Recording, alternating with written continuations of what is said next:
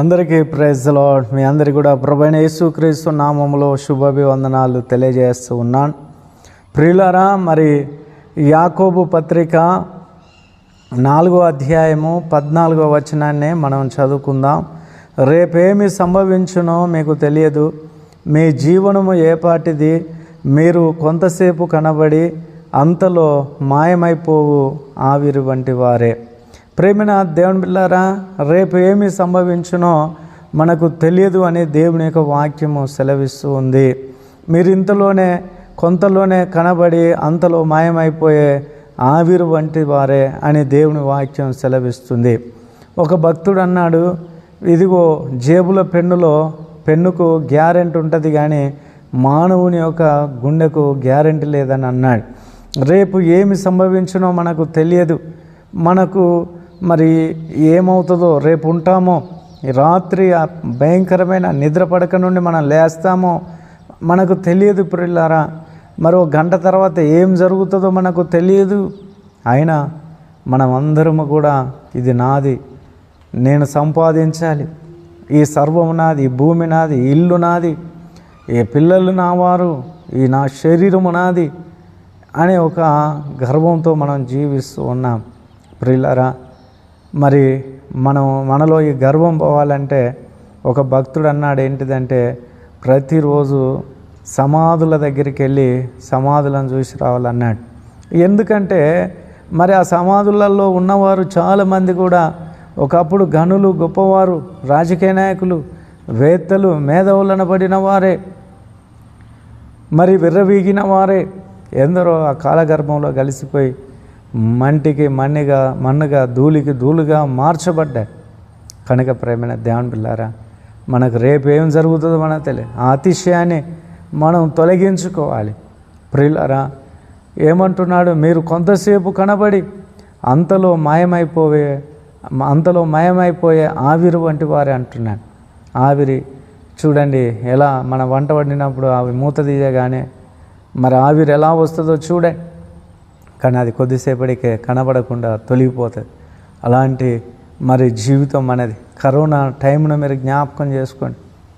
ఎంతోమంది మరి ఆ యొక్క కరోనాకు బలైపోయి ఈ లోకయాత్రను ముగించుకొని శాశ్వత లోకాలకు వారు వెళ్ళిపోయారు. కనుక ప్రియులారా, ఎవరైతే మారుమనసు లేదో, రక్షణ లేదో, పాప క్షమాపణ అనుభవం లేదో వాళ్ళు మరణించినట్లయితే వారికి నిత్య నరకాగ్ని గుణం. దేవుని వాక్యం సెలవిస్తుంది, మానవుడు చనిపోయిన తర్వాత రెండు మార్గాలు, ఒకటి పరలోకం, మరొకటి పాతాళము, నరకం. కనుక మరి ఈ భూమి మీద ఉన్నప్పుడే మనం ఎంచుకోవాలి, పరలోకమా నరకమా. కనుక ప్రియులారా, మన పాపములు తీసివేయడానికి యేసుక్రీస్తు లోకానికి వచ్చాడు. ఆయన యందు మనకు నిత్య జీవం, ఆయన ద్వారా మనకు మోక్ష మార్గం. యేసయ్య చెప్పిండు, నేనే మార్గం, నేనే సత్యం, నేనే జీవమునై ఉన్నాను, నా ద్వారా తప్ప ఎవడును తండ్రి యొద్దకు చేరలేడని సెలవిచ్చి ఉన్నాడు. కనుక పాపులను రక్షించడానికి క్రీస్తు యేసు ఈ లోకానికి వచ్చును అనే దేవుని మాట మనం చూస్తూ ఉన్నాం. కనుక యేసయ్య రాకడ ఏదో యాదృచ్ఛికంగా జరిగింది కాదు, అది ప్రవచన నెరవేర్పు. ఆయన ఈ లోకానికి రావాలి, పాప ప్రాయశ్చిత్తం జరిగించి మానవాళ్ళందరినీ రక్షించాలి. అందుకే యేసు ప్రభుల వారు ఈ లోకానికి వచ్చాడు.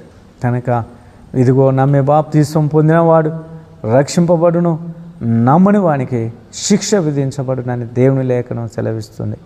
కనుక ఈ మాటలు వింటున్న నా ప్రియ సహోదరి సహోదరుడా, ఈ దేహములో ఈ ప్రాణం ఉండగానే నువ్వు ప్రభువుని నమ్ముకున్నట్లయితే, నీవు రక్షింపబడినట్లయితే ఆ పరలోక రాజ్యం నీకు తథ్యము, అది స్థిరము. ప్రేమైన దేవుని బిడ్డలారా, ఇంకా ఆయన మార్గంలో నువ్వు నడవక, ఆయన మాటలను నిర్లక్ష్యపరిచి, ఇంకా నువ్వు ఆయనకు హృదయం ఇవ్వక, ఇంకా క్షమాపణ హృదయం రాక ఇంకా నువ్వు జీవించినట్లయితే నీకు నరకం.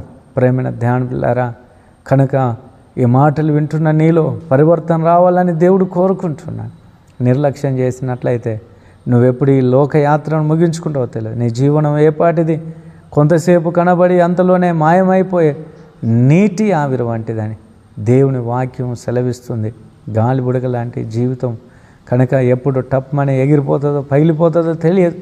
ఇప్పుడు ఈ మాటలు వింటున్న నీవు మరి రక్షింపబడు.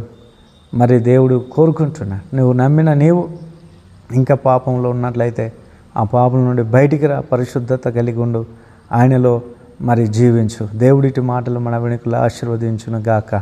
ఆమేన్. ప్రార్థన చేసుకుందాం. మహోన్నతుడైన దేవ, కృప కలిగిన తండ్రి, మీ ఘనమైన నామమునకు వందనాలు. ఈ మాటలు వింటున్న ప్రియబిడ్డల జీవితంలో కార్యం జరిగించండి. రక్షణ పొందిన వారు రక్షణ పొందిన వారు భక్తి కలిగి ఉండుటకు, ఆత్మీయ శక్తి కలిగి ఉండుటకు కృపని అయ్యా ఈ దినమంతా కూడా కాచి కాపాడు. వారి యొక్క ఉద్యోగాన్ని, వ్యాపారాన్ని, వారి పిల్లలను, వారి కుటుంబాన్ని, వారి భార్య భర్తను సమస్తం మీరు దీవించి ఆశీర్వదించండి. భవిష్యత్తును దీవించమని మీ దేవదూతల కాపుదల దయచే ప్రతి కీడును దూరపరిచి దినమంతా మీ ఆశీర్వాదంతో నింపమని యేసు నామములో ప్రార్థిస్తున్నాము తండ్రి. Praise the lord. అందరికీ వందనాలు.